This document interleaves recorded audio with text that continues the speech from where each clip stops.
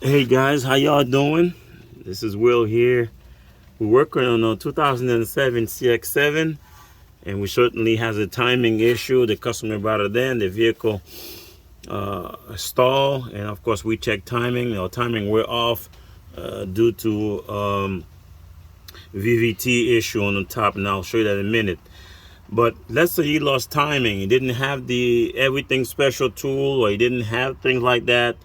You want to check if you can get back in timing. This vehicle, of course, in the back of it, see the axle here, if you're in the passenger side, this is the exposed view of it. But in the back side of the engine, you can see the silver little screw there. And what you want to do, that's your set pins that goes so you can set it for number one cylinder. As you can see, it's in the back of it right here. I screw it in. It's a 10 millimeter that was originally, so I took it out and put the tool in. So you can see I can just turn that, and I send that. Okay? But the way it works, you just screw it all the way in with your hand. You don't have to do no tool on it or nothing. And as you turn the crankshaft clockwise, and it will stop right there. You can see it. It'll stop there. It'll stop the crankshaft. You're at TDC. And there's other ways you can show at TDC too. But you also want to make sure on top, because if it jump time a little bit, you're not going to be on time. But there are some things or references you have to look for. So first, we put that tool in. If you have that tool, you can buy it on Amazon, eBay, or whatnot. So I have a few of those things sitting here. You hardly use them, but when you need them, you need them. So it's a 2009 Mazda cx7 with a 2.3 turbo. But this is the thing I'm going to show you what to look for as you work on the vehicle. So now, you're looking at the engine from the top. Your reference marks on the timing cams, if timing the shaft, the camshafts.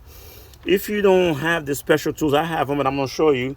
If you don't have them, what's what you look for? If you turn the engine, as you have that little special tool on the bottom, we'll show you.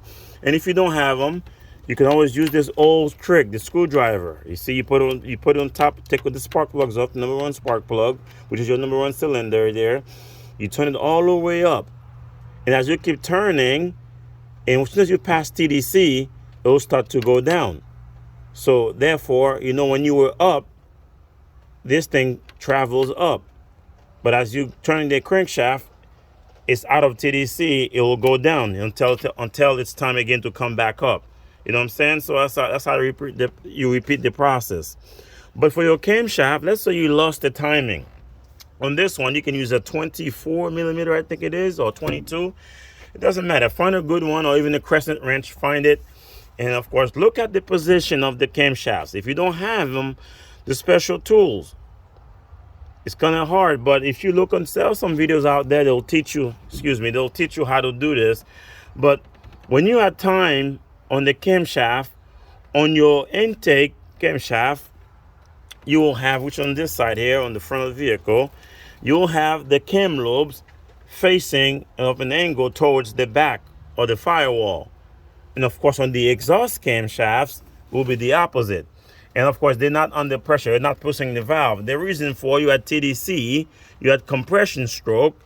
That means those cam lobes need to be off the valves. So that way, all valves right now, all four valves, intake and exhaust, are closed until, of course, you cycle the engine for it to start. So right now, they are closed.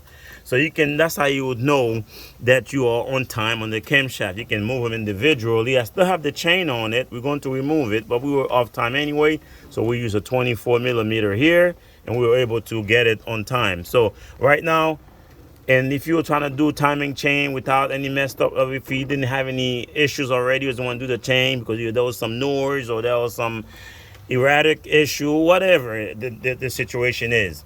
If you put it on time, you use this method right here to get to TDC, and of course you turn the crankshaft all the way up. And if you have the special tool I showed you, you can have it in the back of the engine, and you can show it how it's, you can see that you at TDC with your dead top center, so that's how you would be on time. But anyhow, guys, enough for this talking. So there's your cams. You have your exhaust here on this 2.3 turbo Mazda cx7. This is all the cams right here. The lobes are not pressuring the valve. As you can see, the valves right here is the caps. You know, two valves every two valves on this side, on intake and exhaust. And as you notice that you'll have these things positioned that way. Now, if you want to be really certain that you're on time, go out on Amazon, on eBay or whatnot, buy you a tool, about 40 to 60 bucks. You have a good tool. There are some cheaper ones. I've had my set for a while. I use it on the Ford Focus, but in the Ford Focus Edition, I didn't have that plate right here. That's the special plate here. You need that for this car because the other one has a plate, but it's not like it because they have on the Ford Focus, the older versions, they don't have the high fuel pressure pump right here. High pressure fuel pump that is driven by the camshaft, which is this one here. See, they don't have that on the Ford Focus, as the older ones, the Z3 or whatever they are on the Ford Focus. But on the Mazda cx7, you need those things here, that plate here. So I just ordered the plate, just the plate, and they have that that lock pin for the crankshaft. That cost me about 42 bucks plus tax, so about 45. Let's call it $46 on Amazon. But it's here. Look at that. It's locked up. You see that? And I turned the camshaft, of course, excuse me. I turned the camshaft where it would be, and you can see it right here. She locked in. I can try to take it out, but it's under pressure a little bit. I can move if I needed to by just turning this right here, but we're not going to do this. I already got that timed already. So in the same on the intake, you can see it right here. She's locked in. See, just like that. Excuse me, just like that. You see that? And she's locked in right there. So as long as you know you locked in, that's how the tool look like. As long as you know you locked in, you're sure you're on the time, and that's how it's supposed to be. And that's it right here. And if you're not sure, go on the internet. It's all over the internet. Look for some pictures. And you're able to find, if you have timing, if you didn't bend the valves, you'll know if you put it in correct timing and trying to crank it doesn't start, and you have fuel pressure, you have spark, then you have an issue, you know. But you can determine all of that before you even do all that job. And once you put once you put that vehicle on time, all you have to do, go through the procedures, do what you have to do. Go ahead, do compression tests, but make sure that you are on time. That's why we're doing this. The vehicle stalled, and we check it out. You know, it gave us some codes, and of course, in reference to that, the jump time because of the VVT. I promised I did mention that that it has a VVT. Well, this is your VVT actuator right here. That's your, from the camshaft. You also have the VVT motor right here that pushes the oil pressure when VTEC is hit or variable timing hit. And of course, that's what actuates it right here. But of course, this is what our problem is. It did jump, and we're going to go ahead and put that back on time with a brand new one. We're not going to use the old one or junkyard one. We just use a brand new one with a set, come with new timing chain, new guides, and we'll show you when we put that on time. But right now, we're just showing you how you would get it on time if we not lost all time on this engine. But for us here, we knew how to do it. So we look for the thing we have to look for. We did our research or timing or what we have to do as a mechanic before it cause any more problems. So there we go. There you have it, guys. So thank you for watching. And we will post the next video when we put the timing, the new guides on. And we will go and see what happens. So we'll 100% here. We'll get it cranked up. We'll get it to start. But for now, we're just gonna go ahead and continue with the process of the timing.